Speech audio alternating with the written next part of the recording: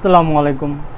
Adobe এক্সডির উপরে আজকে class নিব এবং এর মাধ্যমে আমরা শিখব ইউআই ইউএক্স ডিজাইন। তো চলুন শুরু করা যাক। আমি প্রথমে অ্যাডোবি এক্সডিটা ওপেন করে নিব। অ্যাডোবি এক্সডি ইউআই ইউএক্স ডিজাইনের জন্য একটি জনপ্রিয় টুল। এই ক্লাসের মাধ্যমে আমরা জানব এই টুলসের ব্যবহার। তো আমি যখন অ্যাডোবি এক্সডি ওপেন করলাম, যে ইন্টারফেস আমার সামনে আসছে, এটা হচ্ছে অ্যাডোবি এক্সডির ইন্টারফেস। তো এখান থেকে হচ্ছে আমরা সাইজ, যে কোনো সাইজ নিতে পারবো। এখানে কাস্টম সাইজ দেওয়া আছে, আইফোনের কিছু মোবাইল অ্যাপ্লিকেশনের সাইজ দেওয়া আছে, প্যাডের সাইজ দেওয়া আছে, ট্যাবলেট যেটা। এরপর ওয়েবের সাইজ দেওয়া আছে 1920x1080। ইনস্টাগ্রামে স্টোরি দিই আমরা, সেই স্টোরির সাইজও দেওয়া আছে 1080x1920। এবং কাস্টম সাইজের মাধ্যমে হচ্ছে আমি আমার মতো করে যে সাইজটা দরকার ওই সাইজটা নিতে পারবো।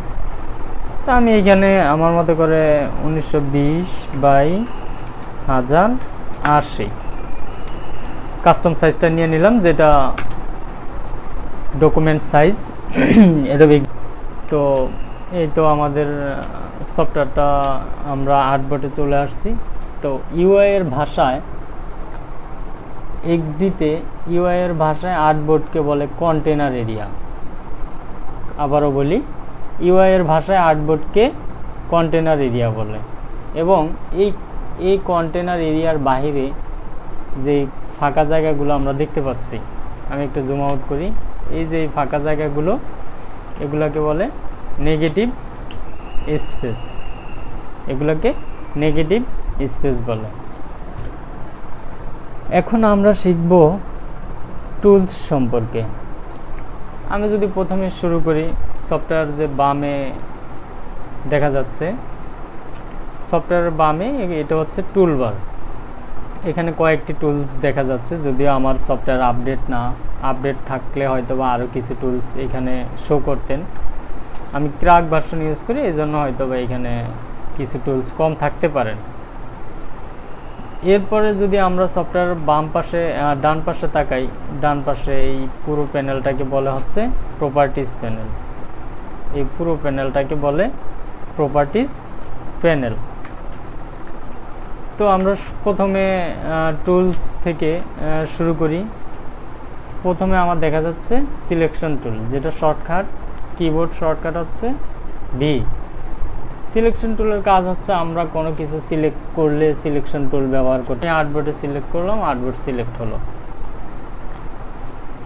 টেক্সট সিলেক্ট করলে টেক্সট সিলেক্ট হবে। মানে আমি যে কোনো লেয়ার সিলেক্ট করতে চাইলে কিবোর্ডের শর্টকাট ভি অথবা সিলেকশন টুল দিয়ে আমি সিলেক্ট করতে পারবো। এরপর টুলস যদি আমি দেখাই, রেক্ট্যাঙ্গেল টুল। এটা হচ্ছে রেক্ট্যাঙ্গেল টুলের কিবোর্ড শর্টকাট হচ্ছে আর। আমি একটা রেক্ট্যাঙ্গেল টুল নিলাম, আমি এখানে ড্র্যাগ করলাম। করার পর দেখতেই পাচ্ছেন এইখানে আমার ফিলটা হোয়াইট এবং স্টকটা হচ্ছে একটু গ্রে টাইপের। এক্সডিতে একটা জিনিস আপনার কমন থাকে, আপনি যে কোনো শেপ নেন নাই কেন, এখানে আপনার স্টক থাকবেই, শেপের সাথে স্টক থাকে। এটা হয়তো বা জুম করলে ভালো দেখা যায়। তো আমি দেখানোর চেষ্টা করতেছি। দেখেন, প্রপার্টিজ প্যানেলে যখন আপনি আসবেন, সিলেকশন টুল দিয়ে সিলেক্ট করে এখানে দেখা যাচ্ছে বর্ডার এবং ফিলে হোয়াইট। আপনি ফিলটাকে যে কোনো একটা কালার দিয়ে নিলেন আপনার মতো করে, এরপরে বর্ডারটা অফ করে দিলেন। এই হচ্ছে সিলেকশন টুলের কাজ।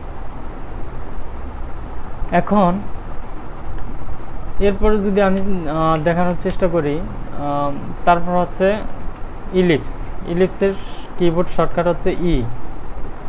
আমি শিফট ধরে একটা ইলিপস টুল নিলাম, নেওয়ার পরে সেম জিনিস, আমার একটা স্টক আসছে এবং একটা ফিল হোয়াইট আসছে। আমি এটাকেও চেঞ্জ করে নিলাম, আমার মতো করে চেঞ্জ করে নিলাম। এরপর আমি যদি পলিগন টুলস দেখাতে যাই, পলিগনের কিবোর্ড শর্টকাট হচ্ছে ওয়াই।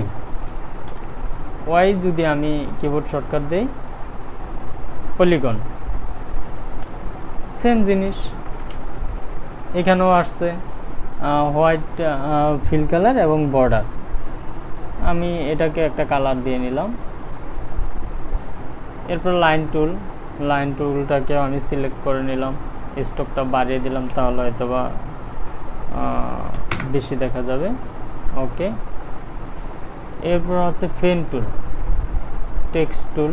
তো আমি আস্তে আস্তে কোন টুলের কী কাজ একটু দেখানোর চেষ্টা করতেছি। আমি রেক্টেঙ্গেলটা সিলেক্ট করলাম, করার পর আমাকে যে কর্নার রেডিয়ান্স দেখাচ্ছে, এখানে ইলাস্ট্রেটর আমরা এগুলো হাত দিয়ে নিজে সিলেকশন টুল দিয়ে, ডিরেক্ট সিলেকশন টুল দিয়ে করতে পারতাম। এখানেও সেম করা যায়, তবে এখানে হচ্ছে আপনি সফটওয়্যার দিয়ে স্মুথলি করতে পারবেন। যেমন আমি যদি প্রপার্টিস প্যানেলের দিকে তাকাই, এই যে দেখতে পাচ্ছেন রেডিয়াল কর্নার আর কি যেটা বলে, আমি এখানে 10 দিয়ে দিলাম, চারপাশে আমার আছে।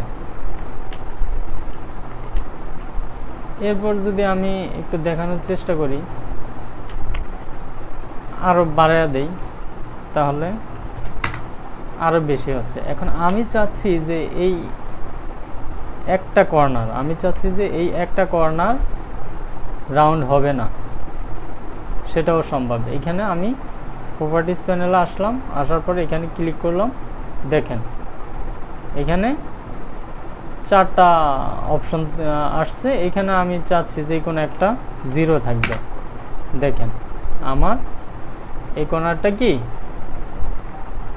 হার্ড হয়ে গেছে সফট থেকে, দেখতে পাচ্ছেন। এরপর হচ্ছে আমি যদি পলিগনে সিলেক্ট করি, পলিগনে সেম আপনি কর্নার বাঁকা রেডিয়াল করতে চাইলে সেমভাবে আপনি এই যে এখানে প্রপার্টিস প্যানেল, এখানে গিয়ে আপনার মতো করে একটা সংখ্যা দিলেন, এখানে বাঁকা হয়ে গেছে। এরপরে আপনি চাচ্ছেন পলিগনে আরও সংখ্যা বাড়াবেন, তাহলে সেম প্রপার্টিস প্যানেলে যাবেন, গিয়ে এখানে আপনি 6 দিলেন, 6টি কোণা হয়ে গেল। এরপরে এখানে 100% আছে, দেখেন 100% হচ্ছে কি আপনি এটার কোণা আরও স্মুথ করতে চাইলে, দেখেন আমি 50% দিয়ে দিলাম, এটা স্টারের মতো হয়ে যাবে, দেখছেন। আবার একটু দেখেন, আমি যদি এটাকে স্টার কিভাবে করলাম, প্রপার্টিস প্যানেলে গেলে, প্রপার্টিস প্যানেলে আমি যখন যাব তখন এখানে কর্নার আমি কয়টা কর্নার দিব, এখানে আমি যত সংখ্যা বাড়াবো এখানে ততগুলো সংখ্যা বাড়বে। এরপর হচ্ছে আমি কর্নার হার্ড থেকে সফট করব, এখন হার্ড আছে, আমি চাইলে কি একটু সফট করব, সফট সিলেক্ট করলাম, করে আমি 10 দিলাম, দেখেন সফট হয়ে গেছে, দেখা যায়। আমি যদি দেখানোর চেষ্টা করি, দেখেন সফট হয়ে গেছে। এখন সেমভাবে আমি যদি চাই যে আমি এই কর্নারটাকে হচ্ছে হার্ড রাখবো, সেটাও কি এখানে সম্ভব। এরপর দেখেন আমি এটাকে স্টার তৈরি করব, সেম প্রপার্টিস প্যানেলে 100% আছে, আমি এটাকে হচ্ছে 30% দিয়ে দিলাম, দেখতে পাচ্ছেন হচ্ছে পলিগনের টুল। এরপর হচ্ছে লাইন টুল, তো যেটা দেখানোর চেষ্টা করতেছি, লাইন টুল হচ্ছে আমি নিলাম একটা লাইন টুলে, আমি বর্ডার দিলাম, বর্ডার আমি আমার মতো করে একটু বাড়ানোর চেষ্টা করি, যেহেতু লাইন টুলটা অনেক বড় হয়ে গেছে। তো লাইন টুলটা আমি যখন সিলেক্ট করি প্রপার্টিস প্যানেলে, দেখেন আমাকে একটা অপশন দেখাচ্ছে, এই অপশন হচ্ছে এটা হচ্ছে স্ট্রোক ক্যাপ বলে, এগুলাকে বলে স্ট্রোক ক্যাপ। আমি যদি প্রথমটা সিলেক্ট করি, এটা অলরেডি বাট ক্যাপে আছে। এরপর আমি যদি দ্বিতীয়টা সিলেক্ট করি, তাহলে এটা হচ্ছে রাউন্ড ক্যাপ, দেখেন রাউন্ড হয়ে গেছে। এরপর তৃতীয়টাতে যদি সিলেক্ট করি প্রজেক্টিং ক্যাপ, সেম, মানে আমার টোটাল অবজেক্টটা হচ্ছে এখানে, এই অবজেক্ট থেকেও বাইরে কিছুটা অংশ চলে আসছে। এই হচ্ছে স্ট্রোক ক্যাপের কাজ।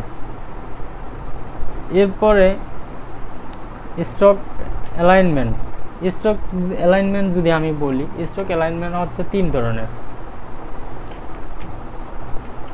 স্ট্রোক অ্যালাইনমেন্ট 3 ধরনের। আমি একটা রেক্টেঙ্গেল নিলাম, রেক্টেঙ্গেল নিয়ে আমি এটাকে ফিল করে দিলাম বা নান করে দিলাম, এটাকে নান করে দিলাম। এখানে হচ্ছে স্ট্রোকে আমি কালার দিলাম, কালারটাকে আমি হচ্ছে বাড়িয়ে দিলাম। দেখেন স্ট্রোক অ্যালাইনমেন্ট 3 ধরনের, একটা হচ্ছে ইনার, আর ইনার অ্যালাইনমেন্ট, আউটার অ্যালাইনমেন্ট এবং সেন্টার অ্যালাইনমেন্ট। তা আমি যদি প্রথম দেখানোর চেষ্টা করি, আমি প্রথমে আমার অবজেক্টটাকে সিলেক্ট করছি। দেখেন আমার অবজেক্ট রেক্টেঙ্গেলটা হচ্ছে বাহিরের দিকে আমার সিলেক্ট হয়েছে, কিন্তু ভিতরের দিকে আমার যে স্ট্রোকগুলো সেগুলো ভিতরের দিকে, এটাকে বলা হচ্ছে ইনার স্ট্রোক। যেমন আমি প্রথমটাকে সিলেক্ট করে নিলাম ইনার স্ট্রোক, এবং দ্বিতীয়টাতে সিলেক্ট করলে আউটার, যেটা বাহিরের দিকে হবে। আমি যদি বাড়ানোর চেষ্টা করি, দেখেন বাহিরের দিকে বাড়তেছে। আমার মূল যে পাত সেটা কিন্তু তার জায়গায় আছে, স্ট্রোক বাইরের দিকে বাড়তেছে। এরপর আমি যদি আরেকটু আমি একটু কপি করে নেই, তাহলে আরও বুঝতে সুবিধা হবে। হ্যাঁ, কপি করে নিলাম। এরপর হচ্ছে সেন্টার। সেন্টারটা হচ্ছে তা মিডল থেকে দুই পাশেই সমান থাকবে। আমি যদি সিলেক্ট করি সেন্টারে, দেখেন দুই পাশেই কি আমার সমান। আমার এটা হচ্ছে পাত থেকে দুই পাশেই সমান, ঠিক আছে, দুই পাশেই আমার সমান দেখাচ্ছে। এরপরে আমি এটাকে আরেকটা সিলেক্ট করে কপি করে নিলাম। যদি দেখানোর চেষ্টা করি, সেটা হচ্ছে ইনার। ইনারটা দেখেন আমি স্ট্রোক যত বাড়াবো সেটা ভিতরের দিকে যাবে, ভিতরের দিকে যাচ্ছে। এ হচ্ছে আমার স্ট্রোক অ্যালাইনমেন্টের কাজ। এবং স্ট্রোক জয়েন, স্ট্রোক জয়েন যদি আমি বলতে চাই, স্ট্রোক জয়েন হচ্ছে 3 ধরনের। স্ট্রোক জয়েন 3 ধরনের, একটা হচ্ছে মিটার জয়েন্ট, এবং দ্বিতীয়টা হচ্ছে রাউন্ড জয়েন্ট, এবং তৃতীয়টা হচ্ছে বেভেল। আমি সেগুলো দেখানোর চেষ্টা করি। একটা রেক্টেঙ্গেল নিলাম, রেক্টেঙ্গেল নিয়ে আমি সিলেক্ট করলাম, সেটা হচ্ছে আমি স্ট্রোকটা ফেলে দিব। আমি স্ট্রোকটা একটু বড় করে নিলাম মিডল লাইন দিয়ে। এরপর হচ্ছে দেখেন আমি যদি এই যে নিচের দিকে তাকাই, আমাকে দেখাচ্ছে যে mitre join, round join, bevel, ঠিক আছে। তা আমি শুরুতে মিটার জয়েন ক্লিক করে দেখি কীরকম আসে। সেটা হচ্ছে একবারে 4-5টা সমান, 4-5টা সমান আসছে কর্নারগুলো। যদি রাউন্ডে জয়েন ক্লিক করি, দেখেন এই যে রাউন্ড হয়েছে, কর্নারগুলো রাউন্ড হয়েছে। আমার মিডলের ভিতরের যে অংশটা যেরকম আছে ওরকমই। এরপর আরেকটা যদি কপি করি, আমি সেম প্রপার্টিজ প্যানেলে গিয়ে বেভেলে দেওয়ার পরে দেখেন আমি এখানে যত বাড়াবো ততখানি আমার বেভেল বাহিরের দিকে কি বেভেল হচ্ছে। এখন আমি যদি ভিতরের দিকে দিই, তাহলে সেম এটা আমার ভিতরে হবে। আমি যদি বাট ক্যাপে দিই, তাহলে বাট হবে। এই তো, এই হচ্ছে স্ট্রোক জয়েন্টের কাজ, ঠিক আছে। এরপর আমরা শিখব ইমেজ কিভাবে ইম্পোর্ট করতে হয়। ইম্পোর্ট করার কিবোর্ড শর্টকাট হচ্ছে shift control I, shift control I চলে আসছে। এটা হচ্ছে কিবোর্ড শর্টকাট। আর আমি যদি ম্যানুয়ালি যেতে চাই, ফাইলে গিয়ে এজ ইম্পোর্ট, জাস্ট আমি ডেস্কটপে ক্লিক করলাম, ডেস্কটপ থেকে একটা ইমেজ নিয়ে আসলাম, সেটা আর্টবোর্ডে চলে আসছে। দেখেন এই ইমেজটা যদি আমার বড় হইতো, তাহলে এটা আর্টবোর্ড অনুযায়ী সে তার সাইজ নিয়ে নিত। তো অ্যাডোবি এক্সডিতে একটা ভালো জিনিস যে আমরা ইলাস্ট্রেটরে কোনো ইমেজ মাস্কিং করতে গেলে সেখানে হচ্ছে আমাদের অবজেক্ট উপরে থাকতে হয়, আর এক্সডিতে হচ্ছে অবজেক্ট উপরে বা নিচে সমস্যা নেই, জাস্ট সিলেক্ট করে আপনি মাস্কিং করতে পারবেন। তো আমি একটা ইলিপস নিলাম, নেওয়ার পরে সেটাকে শিফট ধরে নিয়ে নিলাম। তো আমি একটু কালারটা চেঞ্জ করে নেই, তাহলে একটু ভালো দেখা যাবে। তো আমি এখানে নিয়ে আসলাম, আসার পর আমি দুটোকে ধরে মাউসের রাইট ক্লিক করেও করতে পারবো মেক শিফট, অথবা শিফট কন্ট্রোল এম দিয়েও করতে পারবো, শিফট কন্ট্রোল এন দিয়েও করতে পারবো। তো এখন দেখেন আমি চাচ্ছি যে আমার এই যে ভেক্টর ইলাস্ট্রেশনটা আছে এটা হচ্ছে আরেকটু মাঝখানে আসবে। তো আমি কিভাবে নিব? আমি হচ্ছে ইমেজের মধ্যে ক্লিক করলে জাস্ট ইমেজটা বড় হবে এবং এরপরে আমি আমার মতো করে এটাকে বসায় নিতে পারবো। এরপর শিফট ধরে আমি আমার মতো করে ছোট করে নিতে পারবো, নিয়ে আর্টবোর্ডে বসিয়ে দিতে পারবো। এই হচ্ছে ইমেজ মাস্কিংয়ের কাজ। এরপর আমরা যেটা দেখব এক্সডিতে কিভাবে লক করতে হয় এবং লক করার শর্টকাট। আমি চাচ্ছি যে এখানে আমার 3-4টা অবজেক্ট আছে, জাস্ট আমি একটু কপি করে নিলাম।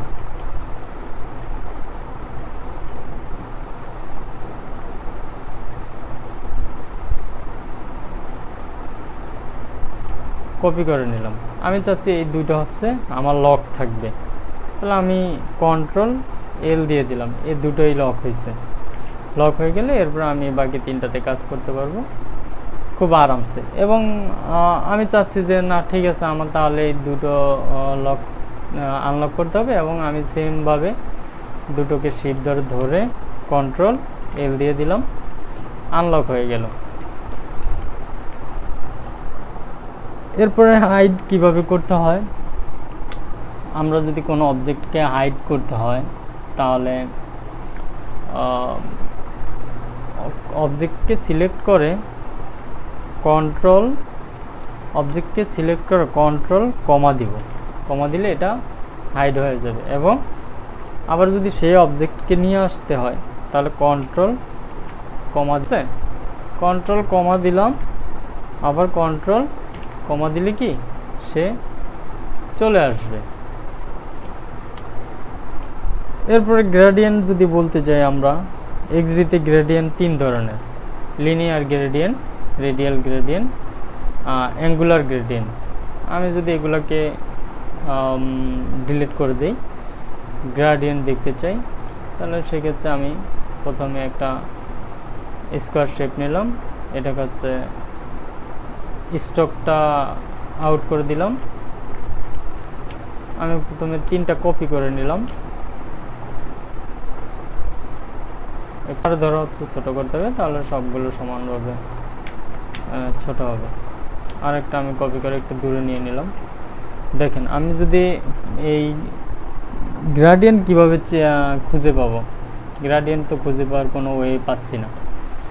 আমরা হচ্ছে দেখেন এই যে প্রপার্টিস প্যানেলে যাব, সকল কিছু আমরা প্রপার্টিস প্যানেলে পাবো, shadow, inner shadow, background blower.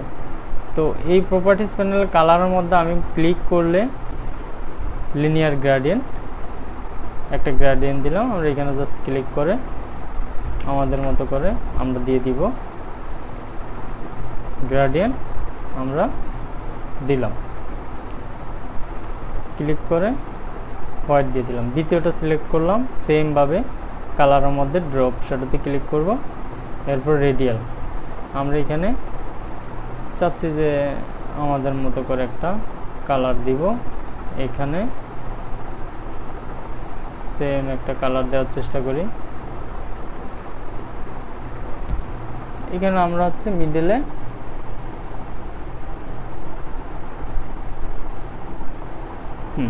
ওকে। এরপর রেডিয়ালটা, অ্যাঙ্গুলারটা যদি বলতে যাই, রেডিয়ালটা দেওয়ার পরে অ্যাঙ্গুলারটাও সেম, আমরা ড্রপ শ্যাডোতে চলে যাব, গিয়ে অ্যাঙ্গুলারটাতে ক্লিক করলে এখানে আমাদের মানে 3D একটা ভাইব আসে। এরপর আমরা যদি চাই যে এই গ্রেডিয়েন্ট দিয়ে আমরা বাটন তৈরি করব, সেটাও আমাদের পক্ষে সম্ভব। আমরা প্রথমে একটা কপি করে নিলাম, এরপরে control C control V click করব, করার পরে একটা কপি পেস্ট হয়ে গেছে। এটাকে ধরে আমরা ঘুরিয়ে দিব, ঘুরিয়ে আমরা ছোট করে নেব। এখন আমার এই যে কর্নারগুলো, এটা হচ্ছে অনেক হার্ড দেখা যাচ্ছে, হার্ড। আমি হার্ড চাচ্ছি না, আমি চাচ্ছি হচ্ছে এই পিছনের যে লেয়ারটা আছে এটার সাথে মিলে যাবে। তো আমি কি করব, আমি সিলেক্ট করলাম, উপরের লেয়ারটাকে সিলেক্ট করে প্রপার্টিজ প্যানেলে চলে আসলাম। প্রপার্টিজ প্যানেলে আসার পরে দেখেন ব্যাকগ্রাউন্ড ব্লোয়ারে ক্লিক, ড্রপ ডাউনে ক্লিক করার পর অবজেক্ট ব্লোয়ারে আমি ক্লিক করলাম। দেখেন এখান থেকে আমি বাড়াতে পারবো, কমাতে পারবো। আমি আমার মতো করে বাটন তৈরি করে ফেললাম। দেখেন আমি আমার মতো করে বাটন তৈরি করে ফেললাম। সেম ভাবে আপনি কাজ করতে পারবেন। এই হচ্ছে গ্রেডিয়েন্টের কাজ। এরপর শ্যাডো।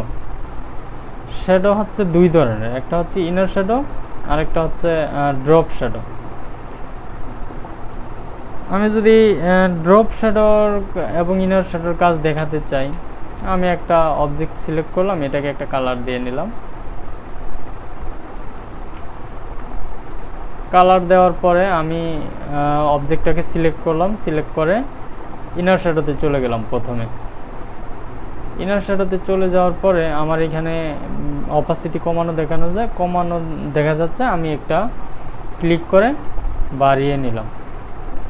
দেখেন আমার এই যে এখানে অপাসিটি বাড়তি দেখা যাচ্ছে। এরপরে এইখানে নিচে যদি আসি, এক্স ওয়াই এবং বি মানে ব্লার, এক্স অক্ষে আমার ওয়াই পজিশনে কতটুকু আমি ব্লার দিব এবং এক্স অক্ষে কতটুকু ব্লার দিব সেটা আমি চাচ্ছি ওয়াই অক্ষে আমার একটু বেশি থাকবে। দেখেন একটু বেশি থাকবে, 20 দিয়ে দিলাম আমি। এরপর একটু হার্ড দেখা যাচ্ছে, আমি হচ্ছে ব্লারটা একটু কমিয়ে দিলাম। এরপর যদি আমি বলি ওয়াই অক্ষে আমি -20 দিব।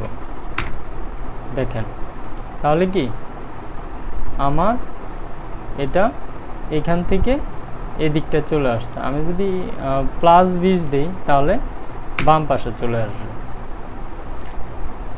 এই তো। এরপর হচ্ছে ড্রপ শ্যাডো, যেটা ড্রপ শ্যাডোতে আমি ক্লিক করলাম। ড্রপ শ্যাডো হচ্ছে এই ব্যাকগ্রাউন্ডের পিছনে যে একটা শ্যাডো তৈরি হয় সেই শ্যাডো। ড্রপ শ্যাডোতে ক্লিক করলাম, করার পরে সেমভাবে আমি অপাসিটি বাড়িয়ে নিলাম। দেখেন অপাসিটি বাড়ানোর পরে আমার ভিতরে এই ব্যাকগ্রাউন্ডের পিছনে, অবজেক্টের পিছনে একটা শ্যাডো তৈরি হয়েছে। এই শ্যাডো হচ্ছে খুব হার্ড দেখা যাচ্ছে। আমি চাচ্ছি যে এটাকে ওয়াই অক্ষে বা এক্স অক্ষে দিয়ে ব্লারটা একটু কমিয়ে দিব। তা আমি ওয়াই অক্ষে 0 দিয়ে দিলাম, সরি অপাসিটি ড্রপ শ্যাডোতে ওয়াই অক্ষে 0 দিলাম। এরপরে এক্স অক্ষে আমি 0 দিয়ে ওয়াই অক্ষে আমি হচ্ছে এটাকে বাড়িয়ে দিব নিচের দিকে। এরপর আমি ব্লারটা বাড়িয়ে দিলাম, খুব খারাপ দেখা যাচ্ছে, আমি এটা একটু কমিয়ে দিলাম। এরপর আমি এটাকে সিলেক্ট করে অপাসিটি একটু কমিয়ে দিলাম।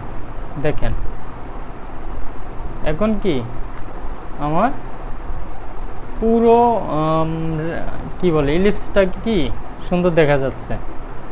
ঠিক আছে, পিছনের ব্যাকগ্রাউন্ড, পিছনের লেয়ারটা যখন আমি ড্রপ শ্যাডোটা আমি যখন কমিয়ে দিছি তখন কি আমার পুরো ইলিপসটা কি সুন্দর দেখা যাচ্ছে।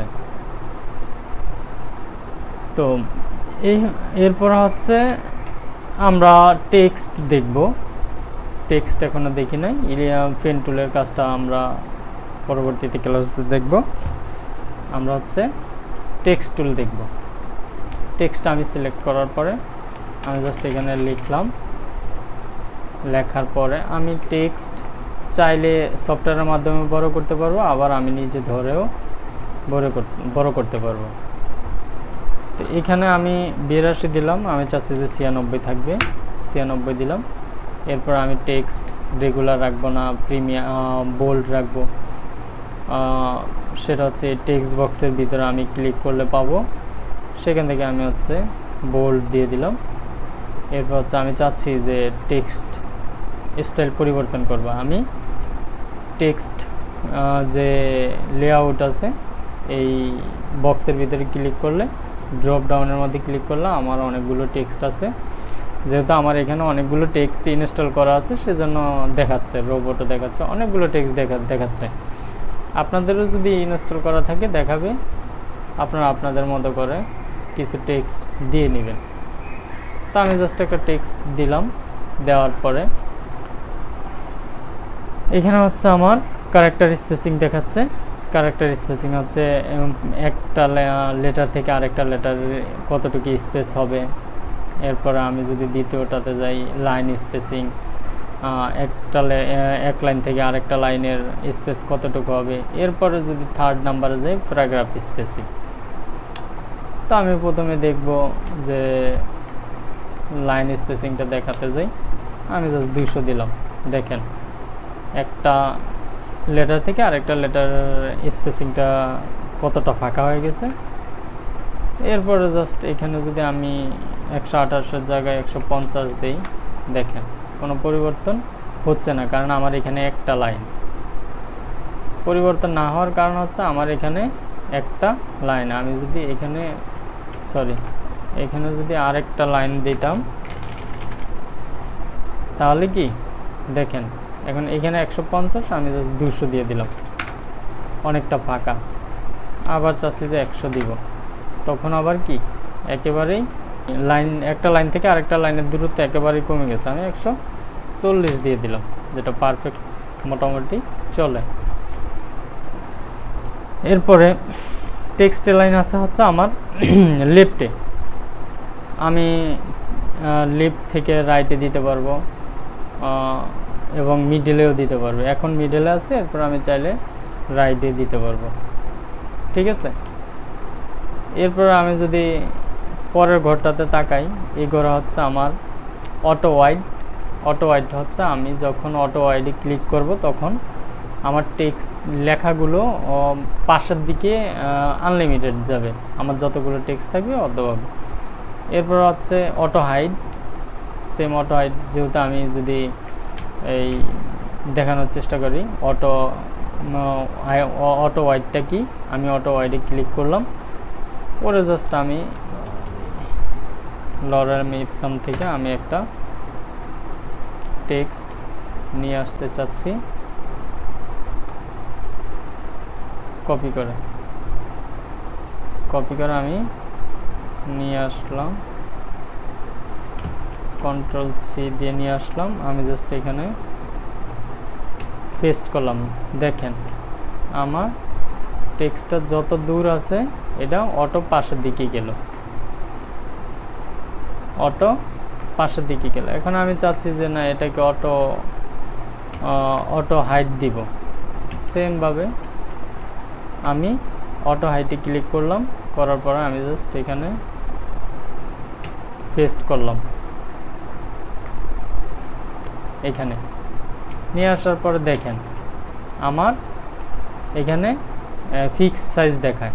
আমার কিন্তু এই ফিক্সড সাইজের বাইরেও কি টেক্সট আছে, কিন্তু আমি ফিক্সড সাইজ দেওয়ার কারণে ওই টেক্সটগুলো দেখা যাচ্ছে না। যখন আমি অটো হাইটে ক্লিক করব তখন ওই টেক্সটগুলো কি মানে আমার টেক্সটে যতটুকু হাইট আছে সবগুলো শো করবে।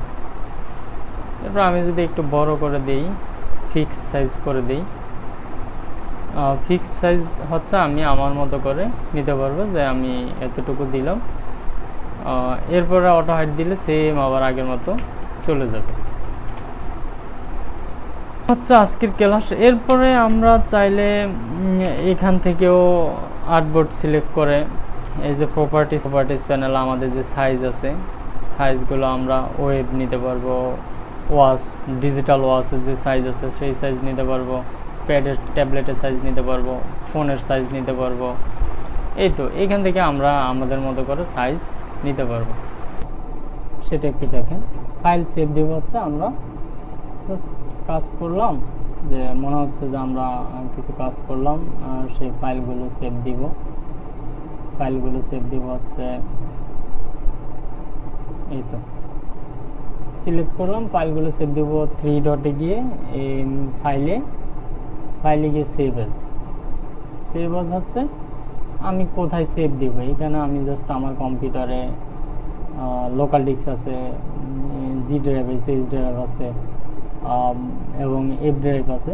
আমি যেখানে সেভ দিতে চাই, যে আমি ডেস্কটপে সেভ দিব, ডেস্কটপে সেভ দিতে পারবো। সেভ দিলেই এটা আমার ডেস্কটপে সেভ হয়ে যাবে।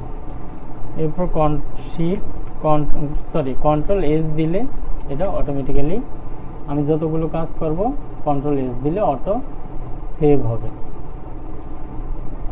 এরপরে আর একটা জিনিস, আর যদি আমরা গাইড নিতে চাই, দেখেন আর্টবোর্ডের ঠিক পাশে সিলেক্ট করলে গাইড চলে আসে।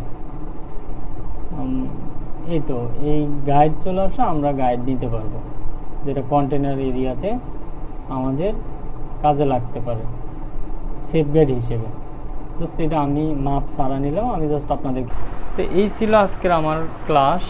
যদি ভালো লাগে লাইক করবেন, শেয়ার করবেন, এবং পরবর্তীতে আমরা জানবো হচ্ছে এক্সডিতে কীভাবে প্রোটোটাইপ করে এবং ডিজাইন সম্পর্কে আমরা জানবো ইনশাল্লাহ। ভালো থাকবেন, সুস্থ থাকবেন।